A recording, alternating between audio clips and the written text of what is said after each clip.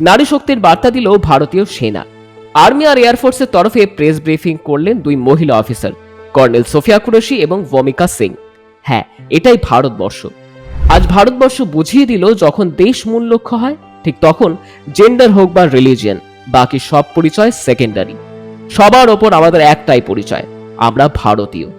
এই প্রেস কনফারেন্সে বলা রয়েছে অপারেশন সিঁদুর সম্পর্কিত বিস্তারিত তথ্য। এই অভিযান কোনো সাধারণ অভিযান নয়। এই অভিযান আসলে কাশ্মীর ঘটনায় সমস্ত স্বামীহারা মহিলাদের আর্তনাদ। এই অভিযান আসলে সন্ত্রাসবাদের বিরুদ্ধে ভারতের দৃঢ় অবস্থানের প্রতীক। মাত্র 25 মিনিটের অপারেশন, আর তাতেই এসেছে বিরাট সফলতা।